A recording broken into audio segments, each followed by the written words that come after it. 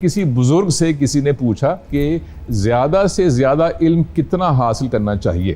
واہ, اب کتنا مشکل سوال ہے, کتنا مشکل سوال ہے واقعی. تو اس کا جواب یہ ملا, کم سے کم اتنا حاصل کر لو کہ تمہیں اس بات کا احساس ہو جائے کہ تم جاہل ہو. تو میں آج کل علم تلاش کر رہا ہوں تاکہ مجھے یہ احساس ہو جائے کہ تم جاہل ہو, اور وہاں پہنچ رہا ہوں میں. اپنی جہالت جو ہے نا وہ عیاں ہو رہی ہے, تو اس کا لطف آ رہا ہے کہ اچھا تو یعنی میں جاہل ہوں. تو یہ تلاش چل رہی ہے آج. تو کیسا جا رہا ہے یہ سفر, اور اس سفر میں آپ کیسے پہنچتے ہیں اور کیسے آپ کو یہ احساس ہوتا ہے کہ آپ جاہل ہیں؟ کچھ کتابیں پڑھ لیں, کچھ ایسے لوگوں سے مل لیں کہ جن کو ملنے کے بعد ان کا تعلق کسی بھی شعبے سے ہو, کچھ بھی ہو, لیکن آپ کہیں کہ یار ارے یار کیا اس شخص نے بات کی ہے, اور میں نے تو کبھی اس زاویے سے زندگی کو دیکھا ہی نہیں تھا, یہ بھی ایک زاویہ, اور میں تو کسی اپنی ڈگر پہ تھا اس یقین کے ساتھ کہ بس یہی ہے اور اس کے علاوہ کچھ بھی نہیں ہے, اور جو کچھ ہے وہ ہیچ ہے. اور پھر آپ دیکھتے ہیں کہ اور لوگوں نے کوئی سفر کیا ہے, اور وہ سفر جو ہے وہ بامانی سفر ہے, اور آپ اس سے کتنا دور ہیں, اور آپ کہتے ہیں کہ ایسے کتنے لوگ اور ہیں, ذرا اور بتاؤ.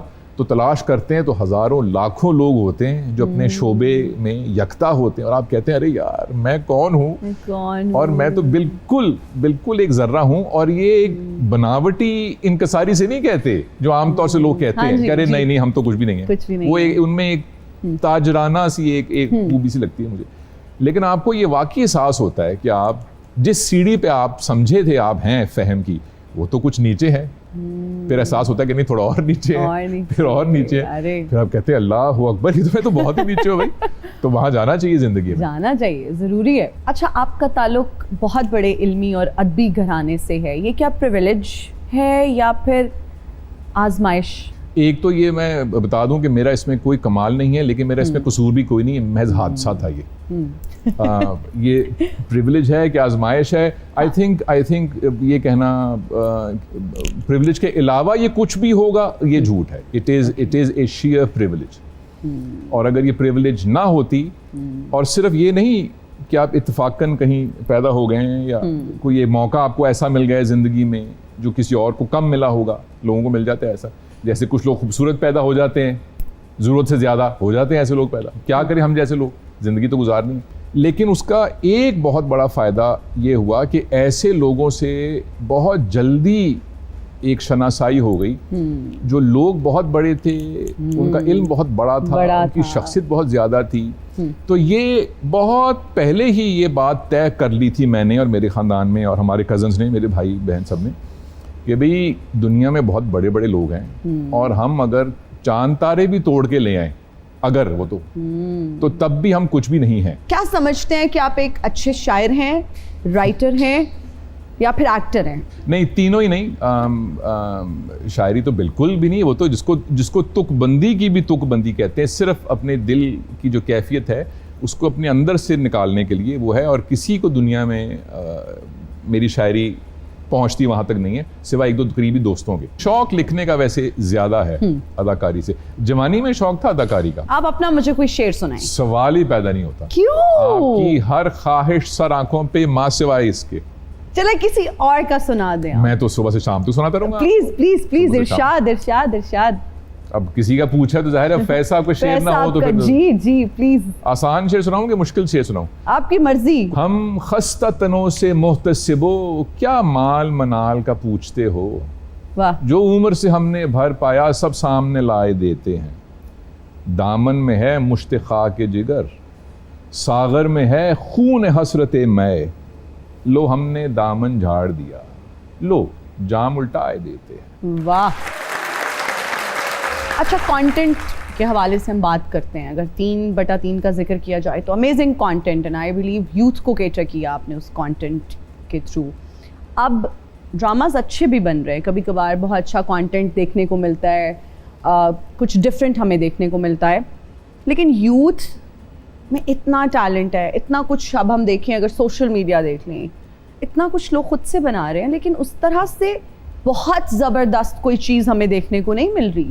وہی گھسے پٹے ایکسٹرا میرٹل افیئرز دکھائے جا رہے ہیں موسٹلی ڈراماز میں, یا پھر یہ دکھایا جا رہا ہے کہ جی ڈومیسٹک وائلنس ہو رہا ہے. ان چیزوں کو کیٹر کرنے کی ضرورت ہے, ٹاپکس پہ بات کرنے کی ضرورت ہے, اویئرنیس کریٹ کرنے کی ضرورت ہے, لیکن کچھ بہت آؤٹ آف دا باکس نہیں ہو رہا ہے. یہ اتنا مشکل اور بڑا سوال آپ نے میرے ناتواں کندھوں پہ کیوں ڈال دیا؟ نہیں, آپ اس کا جواب دے سکتے ہیں. یہ جو چیز ہے کہ ہمارا کانٹینٹ جو ہے جی وہ میموریبل کیوں نہیں ہے. مجھ سے آج صبح کسی نے کہا کہ فلاں میرا تعلق فلم سینسر بورڈ سے بھی ہے, تو میں نے ہنسی مذاق میں کہا کہ فلاں فلم آ رہی ہے, قریب بھی مت جانا اس فلم کے دیکھنے کے لیے, ہنستے ہوئے.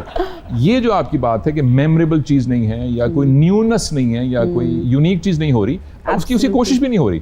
ایگزیکٹلی بائی اینڈ لارج تو نا کوشش ہو, دیٹس فائن. کہ ہم دیکھیں یار بڑا ایک آڈ سا ڈراما تھا ٹائم ٹریول کے اوپر, ارے تو چلا تو وہ صرف ٹیلی ویژن پہ یا ڈراما انڈسٹری میں ایسا نہیں ہے, وہ کسی بھی چیز میں نہیں ہو رہی, کیونکہ ہم نے چینج کا جو کلچر ہے, ایکسپیریمنٹ کا جو کلچر ہے یا جدیدیت جدت پسندی کا جو کلچر ہے وہ ہے ہی نہیں اس ملک میں. سو یہ ایسے ہے, تو اس لیے یہ جیسے چل رہا ہے اس کو بھی ایسے چلنے میں. بہت سے لوگوں کے بہت سے پیسے بن رہے ہیں, ان کو بننے دیں بھائی, کیا مسئلہ ہے آپ کو. ویسے پیسوں کی بات کرتے ہیں, اس دور جب آپ پیسوں کی بات مجھے بہت اچھی لگتی ہے, بہت اچھی لگتی ہے. اچھا, اب لوگ بہت سارے پیسے بنا رہے ہیں, اب کے ایکٹرز بہت اچھا ان کو پے کیا جاتا ہے. آپ کے دور میں I believe quality over quantity, اب بہت سارے ڈراماز کریں, بہت سارے پیسے مل رہے ہیں. تب ایک ڈرامہ آتا تھا اور آپ سپر اسٹار ہوتے تھے, لوگ آپ کو ریکگنائز کرتے تھے, آپ باہر جاتے تھے اور کہتے تھے وہ دیکھیے وہ عدیل ہاشمی جا رہے ہیں. اب نہیں پتا ہوتا, اچھا یہ ڈرامہ ایکٹر ہیں, خود انٹروڈیوس کروانا پڑتا ہے جا کے. وہ دور اچھا تھا, یہ دور اچھا ہے, بیکاز اگر مانیٹری ایسپیکٹ دیکھیں تو آج کا دور تو اچھا ہے. پیسے, آپ نے کتنے پیسے بنائے ڈرامہ سے؟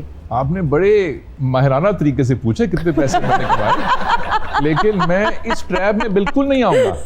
باقی میں آئے مائے شاید ساری آپ کی میں نے سنی, اور جواب بھی میں آئے مائے شاید ہی دوں گا. پوچھے سر آنکھوں پہ, بس میرے سے میرا شعر نہ سنے. اب میں نے آپ سے پیسے پوچھ لیا, آپ پھر آپ پتلی گلی سے نکل رہے ہیں. نہیں مین روڈ سے, میں تو پتلی گلی میں گئی نہیں, آپ مجھے لے کے جا رہے تھے پتلی گلی میں. کتنے پیسے تب جب فرسٹ پروجیکٹ کیا Let's put it this way, کیا اچھے پیسے تھے؟ میں آپ نے پوچھا کتنے پیسے کمائے, میں آپ کو بتاتا ہوں کہ 3/3 میں کتنے پیسے ملتے تھے. اس کے پروڈیوسر سے آپ آج بھی پوچھیں, وہ آپ کو یہی فگر دے گا. آپ بے شک ٹیکس والوں کو بھی دے دیں جا کے یہ فگر. لکھنے کے 2,000 روپے تھے پر اسکرپٹ, اور ایکٹنگ کے, چونکہ میں ایکٹنگ بھی کر رہا تھا اس میں, اس کے 3,000 روپے تھے پر اسکرپٹ, تو 5,000 روپے ٹوٹل ملتے تھے اس کے. میں بارش کر دوں پیسے کی جے تو ہو جائے میری, میں بارش کر دوں پیسے کی جے تو ہو جائے میری. کیوں اتنی فضول خرچی کرنا چاہ رہے ہیں آپ؟ ویسے تو پیسوں کی بارش وہ کرتے ہیں جن کے پاس بہت زیادہ پیسہ ہو یا پھر ان کی کرنسی کی کوئی ویلیو نہ ہو. میں دو میں ہوئی ہاں, نہ میری کرنسی دی کوئی ویلیو ہے, اچھا ٹھیک ہے, تو نہ میرے کو حلال دی کمائی ہے. ویسے ایسی باتیں نا آپ کے منہ پہ سوٹ نہیں کری. او تسی گل نو سمجھے نہیں, تسی اج تک اپنی ایمانداری نہ دسو. امریکہ دے وچ کدی تسی دیکھیا کسے دے ویاہ دے اوتے کوئی ڈالر سٹدا ہوے؟ نہیں نہ سٹدے, انہاں نے محنت نہ کمائی ہوندی ہے. ٹرو, یہ سین تانوں پاکستان جی نظر آندا ہے. لاڑے دے پیو نے بھی کھنگ والا شربت پیتا ہے تے ٹھیپے مار رہے ہیں. مجھے بہت برا لگتا ہے جب میں کسی شادی پہ دیکھتی ہوں کہ پیسوں کی بارش ہو رہی ہے. اچھا, آپ نے مجھے نہیں پہچانا؟ آپ کون سا مکیش امبانی ہے؟ نہیں, میں طفیل امبانی ہوں. کیا کرنے آئے ہیں ہمارے شو میں, کیا لینے آ گئے ہیں؟ میں دراصل ایک پروڈکٹ بنائی ہے بڑی اعلیٰ قسم دی,